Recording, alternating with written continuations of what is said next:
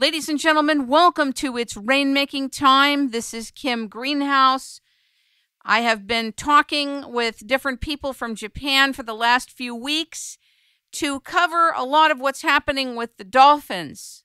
A few weeks ago, I did an interview with Joe Noonan and found out about our guest today and the kind of work she's doing. Her formal name is Kyoko Tanaka. We're going to have another segment on the work that she does with a gentleman named Ishii-san. They are really into saving the dolphins of Japan.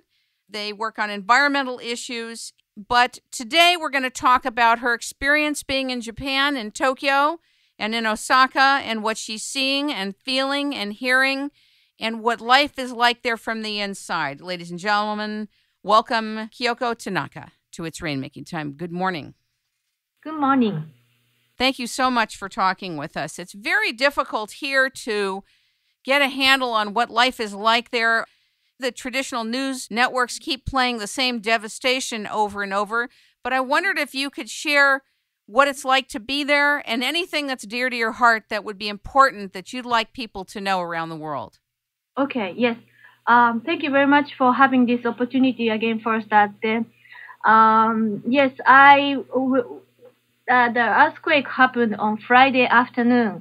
At that time, I was at the house in Tokyo. My building is 2 stories, and we have earthquake quite often.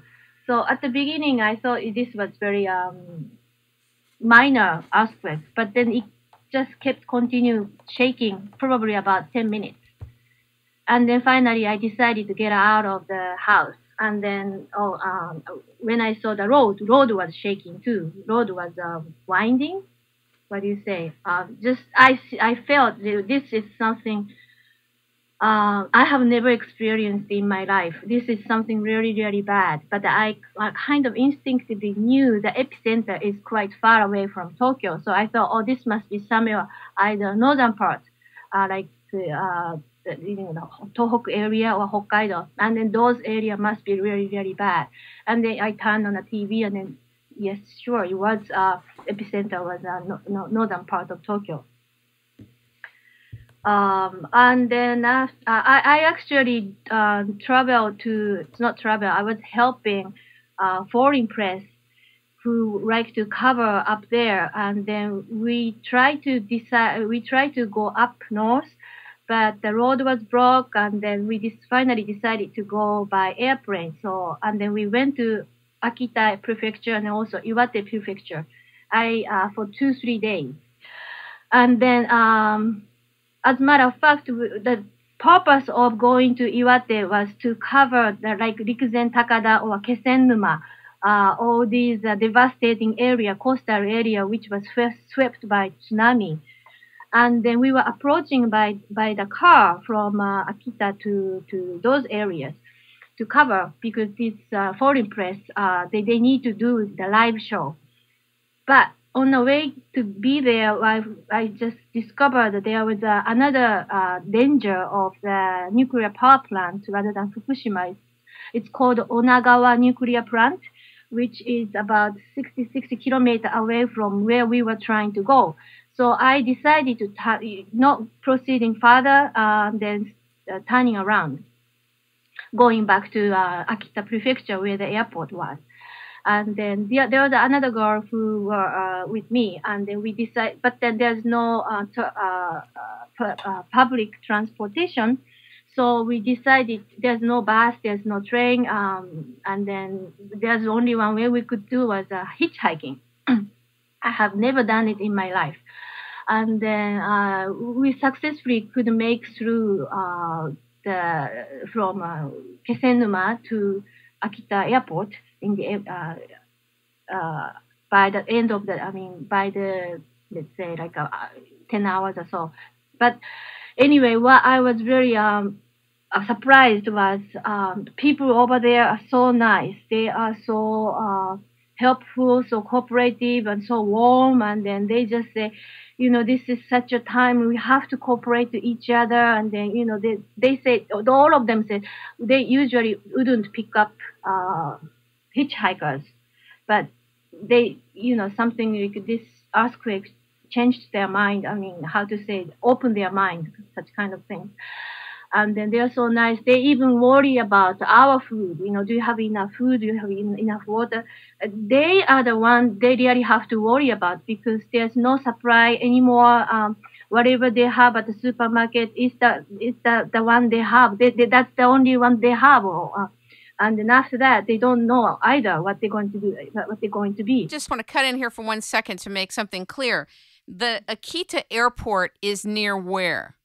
It's called Akita Airport on the Japan Sea coastal line, which is the opposite side of Japan. How to say? Like Iwate is Pacific side. Okay. And Akita is Japan side, northern part. In the northern part, people are concerned and are asking you, do you need food? Do you need water? Are you going to have enough to eat and drink? Do they invite you to stay at their homes? No, the purpose of this was we were trying to heading to Akita Airport ASAP. So they didn't talk about that. But then I'm sure if, I had to stay there for, more than a few days, they are willing to help us for finding something.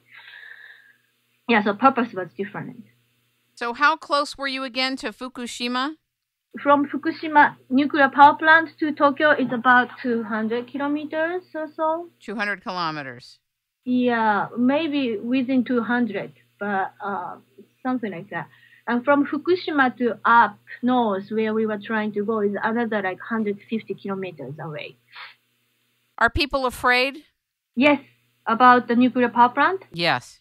Yes, very much, very much. But there is a, how to say, like government doesn't seems to reveal the real information. So I personally am very suspicious about information we get from the news, TV. Do you accept any of the news as being legitimate where you live? I came back to Tokyo now, so I live in Tokyo.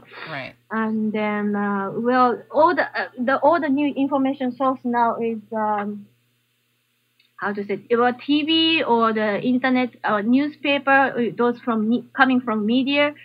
I take it like only the fact.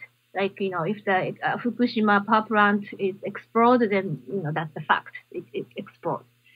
But how bad they are talking about it, I don't know. I don't know how much I can trust this information. I was just speaking with another dolphin activist who said that Kyodo News, Kyodo News, an independent news agency, can often be very reliable. Is that true? Well, yeah, I'm sorry to Kyoto people. They are working so hard. They must be working so hard too. But then, yes, media is heavily censorship in Japan. Really? Yeah, I think so. I mean, even NHK, you cannot really sure how. It's not like you cannot tell the truth, but the information. If you have 100%, depending on which aspect you are picking up, and then the present, what does it mean? It has as many aspects to show, but if you show only a few aspects, you get only limited information. Give us a little bit of a context about your work in Japan and your work with the dolphins. Yes, how to say, okay. I am a journalist. I'm a more like health and medical issue journalist. And then I would help or assist Rick Overly from Save Japan Dolphin almost a year and a half ago. And then after that, whenever the Save Japan Dolphin related people come to Japan, then I help assisting them. Is it like with dolphin tours or trying to show them how the dolphins are being saved? Could you elaborate a little bit about that? Save Japan Dolphin is the group which is under the Earth Island Institute in the U.S. And then this Earth Island Institute have this I don't know, affiliate, so it's called Save Japan Dolphins, and they are focusing on dolphin issue in Japan. And at this moment, Taiji is the main focus for them to stop dolphin hunting. They like to come to Taiji to check what's going on there. Of course, they try to be very modest, very nice. I know that they keep the manner.